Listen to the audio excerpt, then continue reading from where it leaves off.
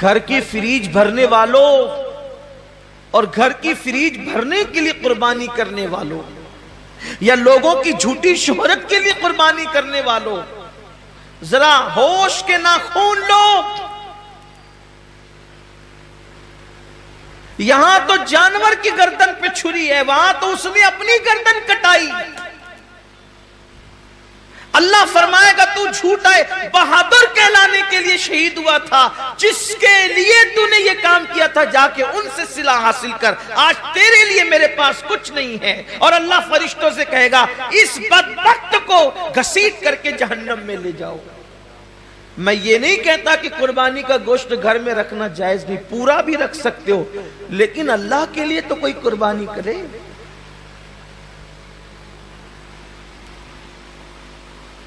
قربانی کا جانور آنے کے بعد خود ہی سے بتاتے پھرتے ہو کہ اتنے کا لائے اور اتنے کا لائے، پوچھا کس نے تھا اتنے کا لائے ہو؟ اور کتنے کا بھی لائے ہو اس کو پسند آ جائے تو کامیاب ہے، ورنہ اور گوشت کی سوا کیا ہے۔ قربانی جسے کہا جاتا ہے یہ حضرت ابو الانبیاء سیدنا ابراہیم علیہ السلام کی سنت ہے۔ ویسے تو جب سے اللہ تعالیٰ نے حضرت انسان کو پیدا کیا ہے اسی دن سے قربانی کا سلسلہ ہے، اور یہ جو قربانی ہے گویا کہ یہ بندوں کا امتحان ہے، اللہ کی طرف سے بندوں کا امتحان ہے کہ بندہ جان، مال اور اولاد میں ان سے زیادہ پیار کرتا ہے یا مجھ سے زیادہ پیار کرتا ہے۔ یہ امتحان ہے اللہ کی طرف سے، آزمائش ہے۔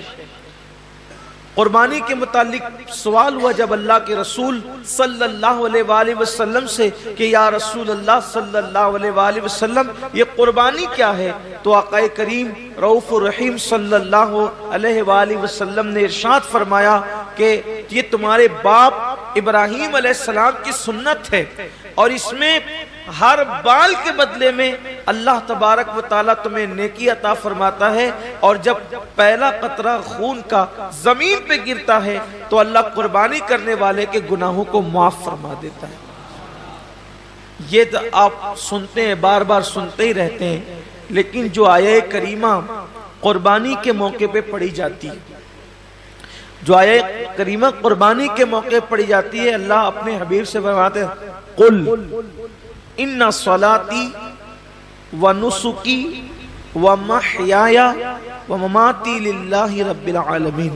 اے محبوب آپ فرما دیں کہ میری نماز، میری قربانیاں، حتیٰ کہ میرا جینا اور میرا مرنا سب اللہ کے لیے۔ اصل بات یہ آتی ہے اس دور میں کہ قربانی اللہ کے لیے ہونا چاہیے، قربانی بلکہ قربانی ہی نہیں، ہر کام اللہ کے لیے ہونا چاہیے۔ لیکن کل تک شادیوں میں دکھاوا تھا، کل تک ظاہری اعمال میں دکھاوا تھا، اور اب لوگوں کے یہاں عبادت میں بھی دکھاوا پیدا ہو گیا، اور خاص طور پر قربانی کے موقع پر یہ چیزیں زیادہ دیکھنے میں آتی ہے کہ لوگ دکھاوا زیادہ کرتے ہیں، اور لوگ اس پر گفتگو کرتے ہیں کہ اس کا جانور اتنے میں آیا اور اس کا جانور اتنے میں آیا۔ آپ جانور کتنے کا لاتے ہیں یہ اللہ کے نزدیک اہم نہیں ہے، آپ جانور کتنے کا لاتے ہیں یہ اللہ کے نزدیک اہم نہیں ہے، آپ جانور کیوں لا رہے ہیں یہ اللہ کے نزدیک اہم ہے۔ اس لیے کہ حدیث پاک میں آتا ہے کہ قیامت کے دن جب انسان کے اعمال کا دفاتر لے کر فرشتے اللہ کی بارگاہ میں پہنچیں گے تو ان کی نیکیاں بہت ساری ہوگی، اور فرشتے پیش کریں گے اللہ یہ کتنی نیکیاں لے کر کے آیا ہے؟ اللہ فرمائے گا فرشتوں تم نے صرف نیکی لکھی ہے کہ اس نے نیکی کی ہے، تمہاری نظر نیکی پر ہے، میری نظر نیکی کیوں کی ہے اس پر ہے۔ کیونکہ وہ علیم بذات الصدور ہے، وہ علیم و خبیر ہے۔ اللہ فرماتے ہیں کہ اس نے کیا کیوں ہے، اس پر میری نظر ہے۔ اے میرے فرشتوں، اس نے نیکی تو کی ہے مگر میرے لیے نہیں کی ہے، اس لیے اسے گھسیٹتے ہوئے جہنم کے اندر لے جاؤ۔ انسان کتنا لگا رہا ہے یہ قیمتی نہیں ہے، کیوں لگا رہا ہے؟ للہ رب العالمین، اللہ کے لیے ہونا چاہیے۔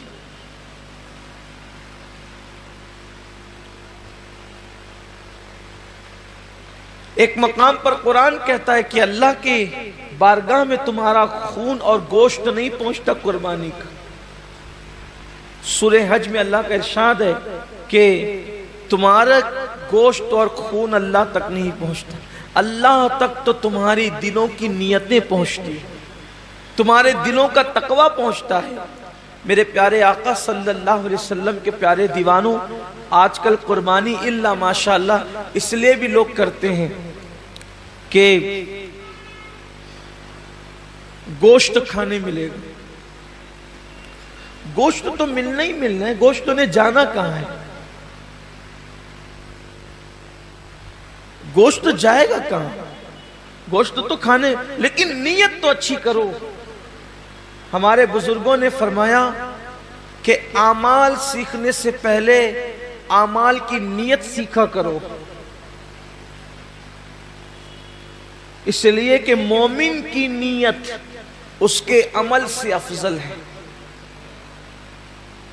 نیت المؤمن خیر من عملہ، مومن کی نیت اس کے عمل سے افضل ہے۔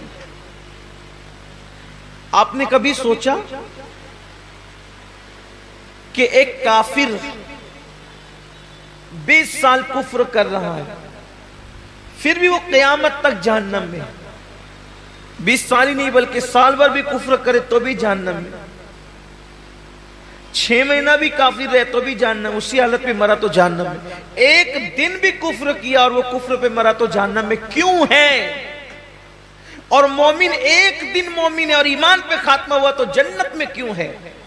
عمل کی وجہ سے نہیں بلکہ نیت کی وجہ سے۔ کافر کفر پر اس لیے مرا کہ جب تک زندہ رہتا کفر پر رہتا، اس لیے ہمیشہ جہنم میں نیت کی وجہ سے، اور مومن جنت میں اس لیے ہے کہ جب تک دنیا میں رہتا ایمان پر رہتا، ایمان پر رہنے کی نیت اس کو ہمیشہ جنت میں رکھ رہی ہے۔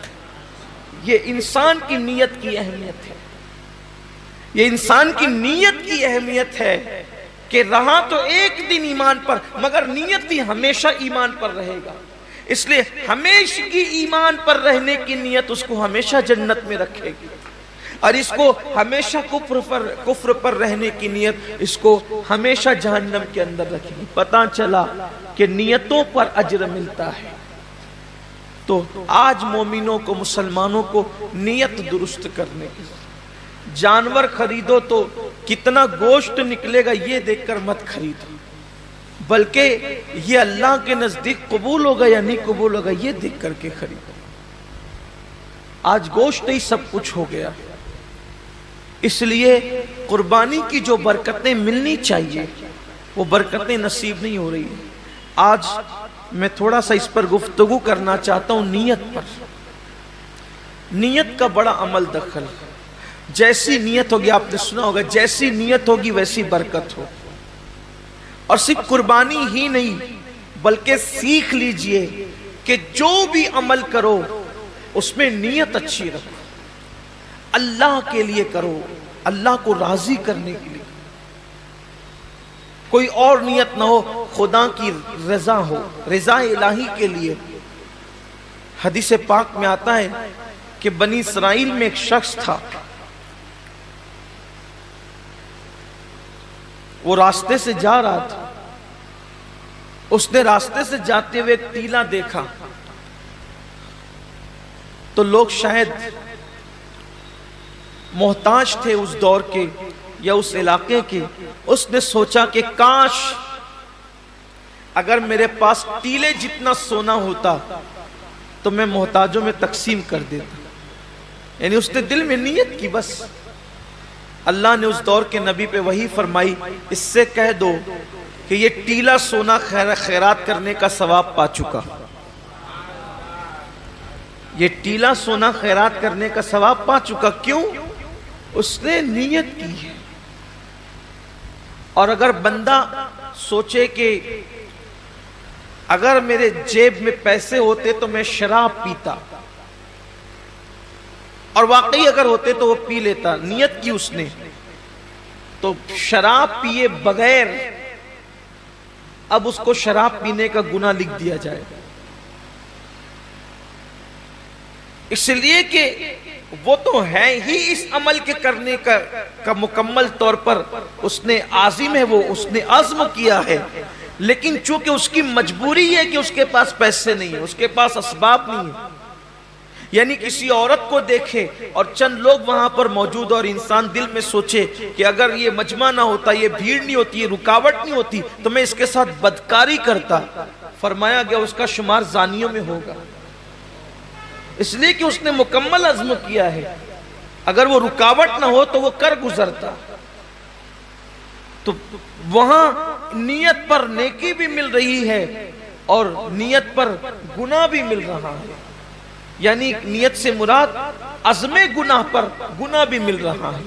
میرے آقا صلی اللہ علیہ وسلم کے دیوانوں، تو اللہ کے لیے بہت ساری عبادتیں انسان اللہ کے لیے نہیں کرتا، دکھاوے کے لیے کرتا ہے یا کسی اور نیت سے کرتا ہے، تو نیکی کر کے بھی وہ نیک نہیں ہوتا، بلکہ وہ اپنے ذوق میں اپنی فکر میں نیکی کر رہا ہوتا ہے، لیکن اس کا شمار گناہ کرنے والوں میں ہوتا ہے۔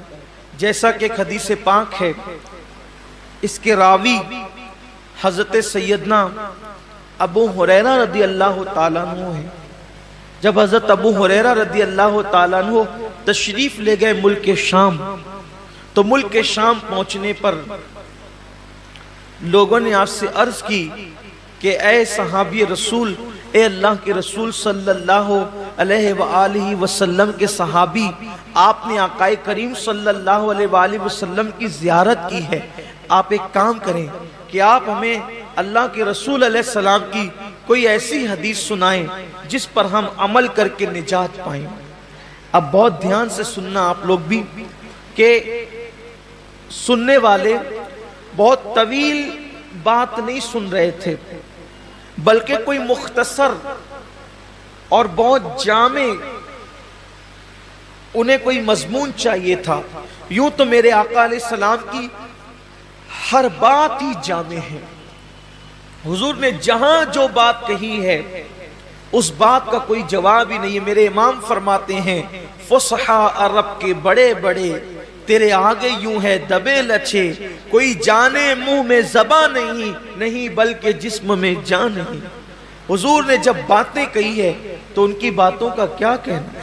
آج بھی آقا علیہ السلام کی حدیث پڑھی جاتی ہے تو انسان پر ایک عجیب سا کیف چھا جاتا ہے۔ جب دوسروں کی زبان سے گفتگو مصطفیٰ سنی جاتی ہے تو ایسا کیف آتا ہے، جب وہ اپنی زبان سے خود اپنی بات کرتے ہوں گے تو اس وقت تو کیف و سرور کا عالم کیا ہوتا ہوگا۔ تو آقا کریم صلی اللہ علیہ وآلہ وسلم کے صحابی حضرت ابو ہریرہ رضی اللہ تعالیٰ عنہ سے اہل شام نے کہا، اے ابو ہریرہ، آپ آقا کریم صلی اللہ علیہ وآلہ وسلم کی کوئی ہمیں ایسی حدیث سنائیں کہ جس پہ عمل کر کے ہم نجات پائیں۔ اب یعنی کہ سنا تو بہت تھا حضرت ابو ہریرہ نے، لیکن اب کوئی ایسی روایت اس میں سے نکالنا ہے جو مختصر بھی ہو اور لوگوں کے لیے راہ نجات بھی ہو۔ اللہ اکبر۔ سیدنا ابو ہریرہ گویا کہ اپنے حافظے پر جو ہے وہ زور دینے لگے کہ میرے پاس جو ذخیرہ حدیث کا میرے حافظے کے اندر ہے ان میں سے کوئی ایک ان کو سنانا ہے۔ لیکن روایتوں میں آتا ہے، راوی بیان کرتے ہیں کہ جیسے ہی حضرت سیدنا ابو ہریرہ رضی اللہ تعالیٰ عنہ کو وہ حدیث یاد آئی، وہ جس کو بیان کرنا چاہتے تھے، حضرت ابو ہریرہ صرف حدیث کا مضمون یاد کر کے بے ہوش ہو کے زمین پہ گر جاتے ہیں۔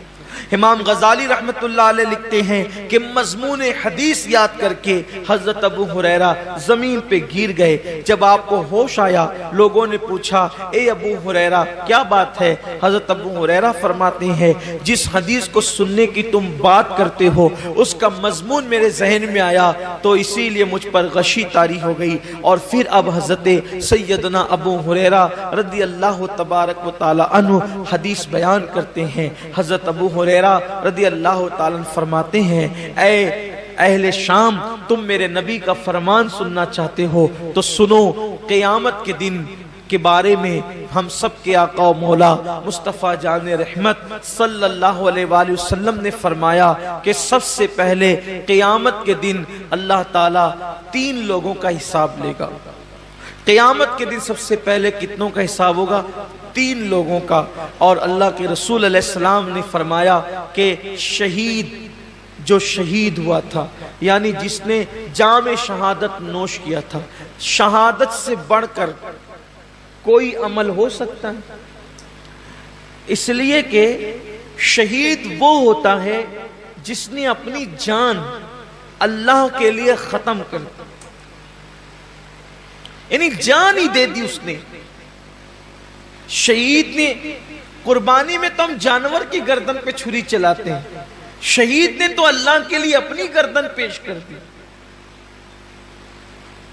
شہید نے اپنی گردن پیش کر دی۔ سب سے پہلے شہید آئے گا اور اللہ تبارک و تعالیٰ اس شہید کو اپنی نعمتیں یاد دلائے گا، اور نعمتیں یاد دلا کر کے اللہ تعالیٰ جب اس کو اپنی نعمتیں یاد دلائے گا تو پوچھے گا اے میرے بندے، میں نے تجھے اتنی نعمتیں دی، اب بتا تو نے میرے لیے کیا کیا؟ شہید عرض کرے گا مولا تو جانتا ہے کہ تو نے مجھے نعمت دی تو میں نے تیرے لیے اپنی جان قربان کر دی، گلا کٹا دیا، گردن کٹا دیا اور میں شہید ہو گیا، میں نے جان دے دی تیرے لیے۔ اللہ فرمائے گا تو جھوٹا ہے، اللہ فرمائے گا تو جھوٹا ہے، تو نے اس لیے گردن نہیں کٹائی تھی کہ میں راضی ہو جاؤں، بلکہ تو نے اس لیے گردن کٹائی تھی تاکہ لوگ تجھے بہادر کہیں، لوگ تجھے بہادر کہیں، بہادر کہلانے کی وجہ سے تو نے یہ کام کیا تھا، سو وہ لوگوں نے تجھے کہہ دیا اور میں نے تجھے بہادر کہلوا دیا، اس لیے آج تیرے لیے میرے پاس نہیں ہے کچھ، اور تو نے جس کے لیے عمل کیا تھا اب جا کر کے ان سے صلہ حاصل کر لے۔ گھر کی فریج بھرنے والوں اور گھر کی فریج بھرنے کے لیے قربانی کرنے والوں، یا لوگوں کی جھوٹی شہرت کے لیے قربانی کرنے والوں، ذرا ہوش کے ناخون لو۔ یہاں تو جانور کی گردن پہ چھری ہے، وہاں تو اس نے اپنی گردن کٹائی۔ اللہ فرمائے گا تو جھوٹا ہے، بہادر کہلانے کے لیے شہید ہوا تھا، جس کے لیے تو نے یہ کام کیا تھا جا کے ان سے صلہ حاصل کر، آج تیرے لیے میرے پاس کچھ نہیں ہے۔ اور اللہ فرشتوں سے کہے گا اس بدبخت کو گھسیٹ کر کے جہنم میں لے جاؤ۔ میں یہ نہیں کہتا کہ قربانی کا گوشت گھر میں رکھنا جائز نہیں، پورا بھی رکھ سکتے ہو، لیکن اللہ کے لیے تو کوئی قربانی کرے۔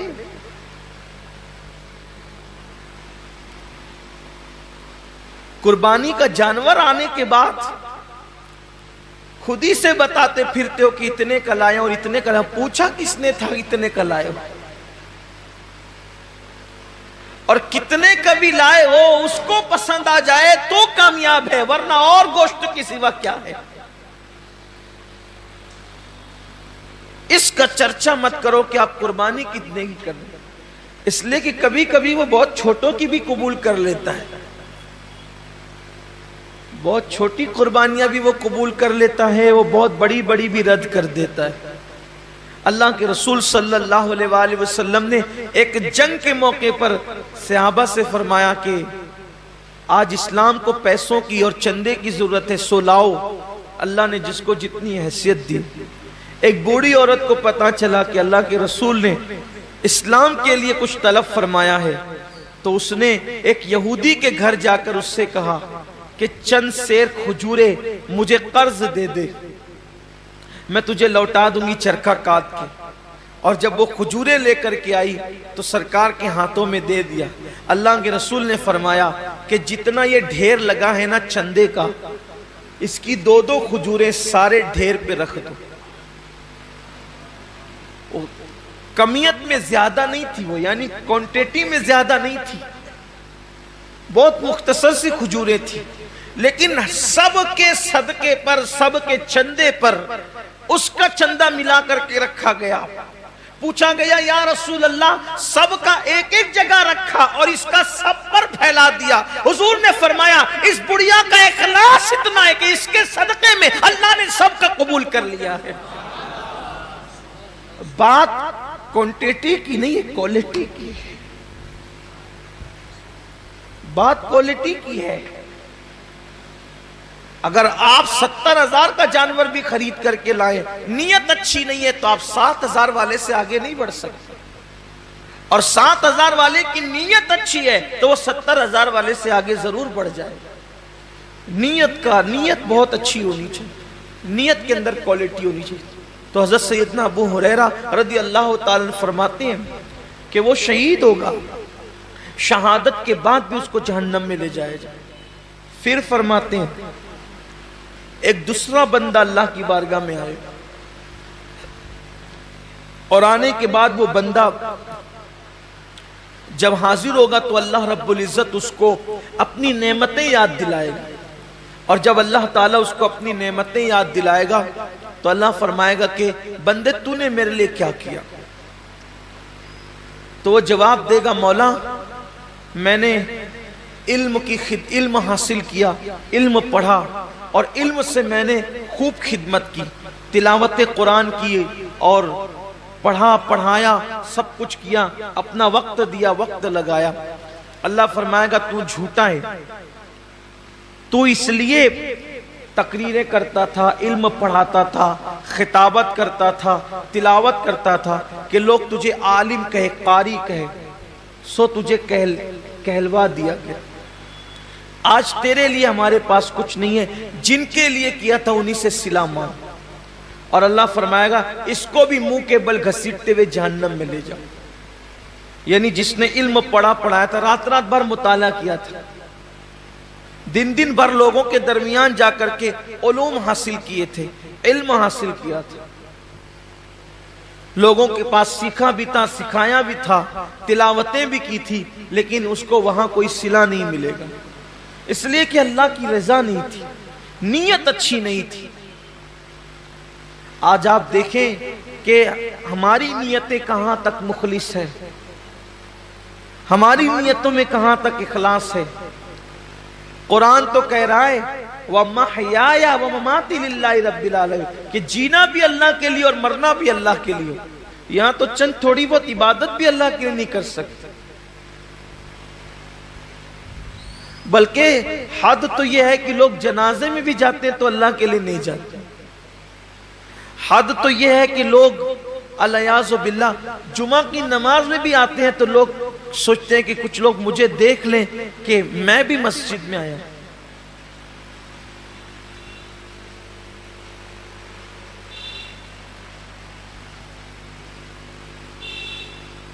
میں بھی عیدگاہ میں آیا ہوں، میں بھی حج کے لیے جا رہا ہوں، میں بھی عمرہ کے لیے جا رہا ہوں، قربانی میں بھی کر رہا ہوں، روزے میں بھی رکھ رہا ہوں، وظیفے میں بھی پڑھ رہا ہوں.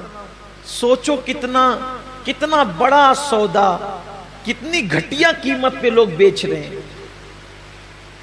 عبادت اللہ کی ہے، صلہ انسان سے لینا ہے. اور انسان کی اوقات کیا ہے کہ انسان کسی انسان کو صلہ دے سکے. اللہ کی عزت کی قسم، ایک مرتبہ لفظ اللہ کہنے کا صلہ پوری کائنات نہیں ہو سکتی. اس کا نام زبان پر آیا، اس کا صلہ کائنات کی تمام نعمت نہیں ہو سکتی. اللہ کی عبادت کا صلہ اللہ کے سوا کوئی نہیں دے سکتا. تو بندوں کو چاہیے کہ بندے جب اللہ کی عبادت کریں تو نیت خالص کریں اور سوچے کہ بس اللہ مجھ سے راضی ہو جائے. اسی لیے تو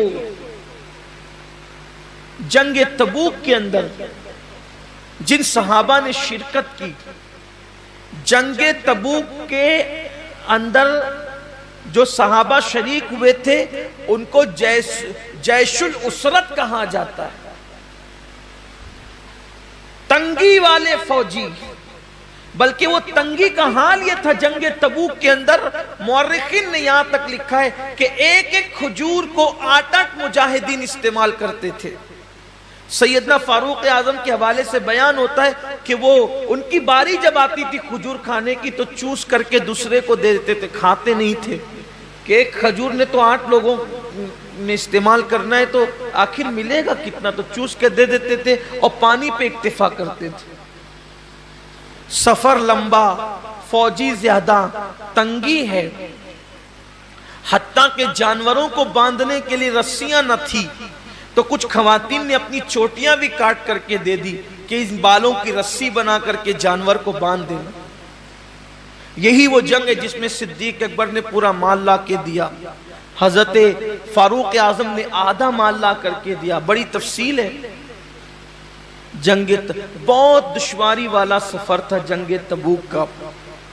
ایک صحابی نے اپنے ساتھیوں کو بتایا، توجہ کریں صحابہ کا اخلاص، ایک صحابی نے اپنے ساتھیوں کو بتایا کہ جب اللہ کے رسول کے ساتھ تبوک میں چلے تھے تو بہت دشواریاں تھی، سفر میں جگہ جگہ کٹھنائیاں تھی۔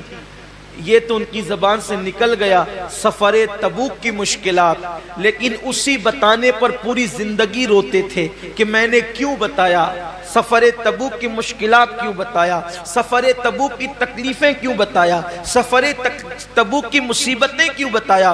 لوگ کہتے ہیں آپ نے لوگوں کی ترغیب کے لیے بتا دیا کہ ہم نے اتنی مصیبتیں اٹھائی سفر تبوک میں تاکہ لوگوں کو بھی جذبہ پیدا ہو کہ وہ دین کی راہ میں تکلیفیں اٹھائیں۔ فرماتے ہیں میں اس پر ڈرتا ہوں کہ میں نے جو سفر تبوک کی تکلیفیں بتائی ہے اللہ مجھ سے ناراض ہو کر کے میرا وہ سفر رد نہ کر دے اور اس کا اجر اللہ تعالیٰ ضائع نہ کر دے۔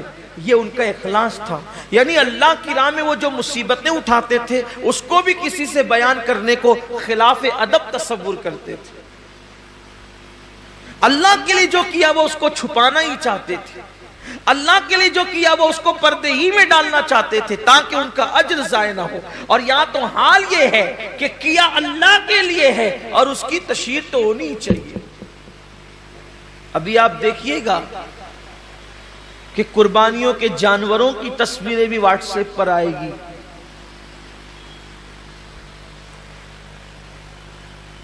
قربانیاں بھی واٹس ایپ پر آئے گی،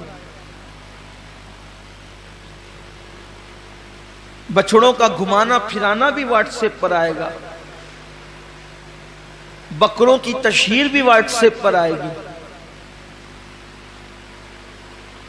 کیا فکر ہے لوگوں کی، کیا چاہتے ہیں لوگ؟ کیا اللہ کا دیا ہوا صلہ کم ہے جو بندوں سے صلہ چاہتے ہیں؟ کیا اللہ کی دی ہوئی نعمت کم ہے جو بندوں سے صلہ چاہتے ہیں؟ ارے بندہ کیا دے گا صلہ، اور بندہ اگر کسی کو دے بھی تو اپنی اوقات کے مطابق دے گا، اللہ کسی کو صلہ دے تو اپنی شان کے مطابق عطا فرمائے۔ تو جس نے اپنی شان کے مطابق دینا ہے صلہ اس سے لینا ہے، تو لوگوں کو چاہیے کہ وہ اللہ کی رضا کے لیے کرے۔ تو وہ جو علم والا بندہ ہے اللہ فرمائے گا کہ تو نے میرے لیے نہیں کیا بلکہ عالم کہلانے کے لیے کیا، علم والا کہلانے کے لیے کیا، خطیب کہلانے کے لیے کیا، ادیب کہلانے کے لیے کیا۔ ارشاد ہوگا اس کو بھی منہ کے بل گھسیٹتے ہوئے جہنم میں لے جاؤ۔ حضرت سیدنا ابو ہریرہ فرماتے ہیں تیسرے بندے کو لایا جائے گا، جب وہ تیسرا بندہ آئے گا تو وہ تیسرا بندہ اللہ فرمائے گا میں نے تجھے نعمتیں دی تھی بندے، بتا تو نے کیا کیا، اے بندے تو نے کیا کیا، میں نے تجھے نعمتیں دی تھی۔ وہ عرض کرے گا مولا تو نے جو مجھے دولت دی تھی میں نے خوب لٹایا تیری راہ میں۔ اللہ فرمائے گا تو جھوٹا ہے، تو اس لیے دولت خرچ کرتا تھا، پیسے نکال نکال کر دیتا تھا کہ لوگ تجھے سخی کہیں، سو میں نے تجھے کہلوا دیا، آج تیرے لیے میرے پاس کچھ نہیں۔ جن لوگوں کے لیے تو نے یہ کام کیا تھا جا کے صلہ ان سے لے لے، اور اس کو بھی منہ کے بل گھسیٹتے ہوئے جہنم میں ڈالا جائے۔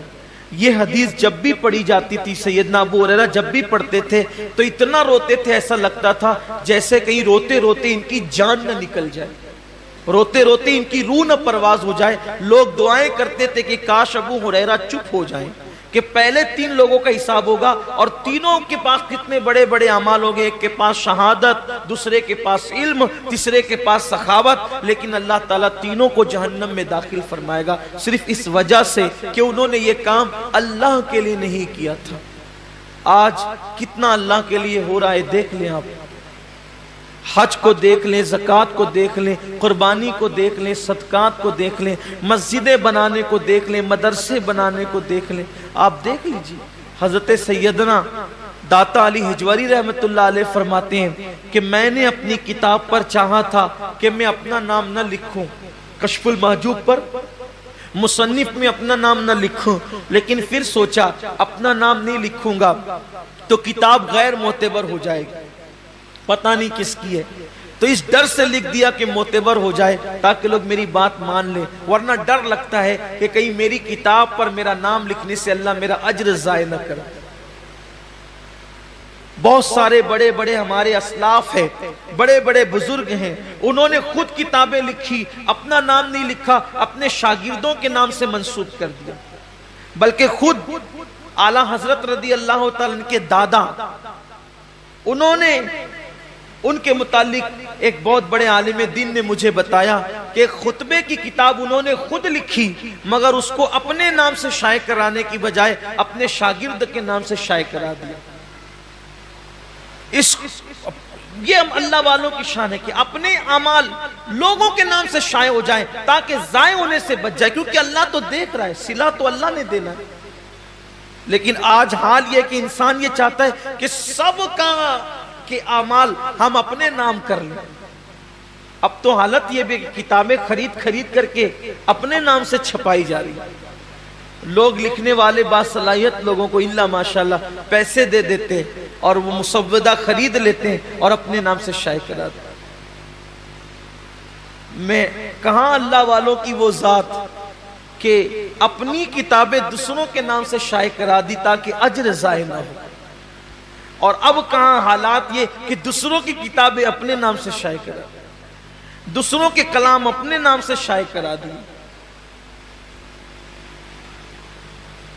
اس کا مطلب اخلاص رخصت ہو رہا ہے. لوگوں کے نزدیک اللہ کی رضا کی اہمیت نہیں رہ گئی، لوگوں کے نزدیک رضا الہی کی اہمیت نہیں رہ گئی. اور اللہ رب العزت اپنے محبوب سے فرما رہا ہے وَمَحْيَايَ وَمَمَاتِي لِلَّهِ رَبِّ الْعَالَمِينَ. حبیب اعلان کر دیے کہ زندگی بھی خدا کے لیے ہے اور موت بھی خدا کے لیے. اور یاد رکھنا، اپنی گفتگو کو سمیٹتے ہوئے کہہ رہا ہوں، جس کام میں اللہ کی رضا ہوگی یا اللہ کی رضا کی نیت ہوگی، جس کام میں اخلاص ہوگا، اس کام میں اللہ رب العزت کی رضا شامل ہوگی تو اس میں اللہ کی طاقت اور قوت بھی شامل ہوگی.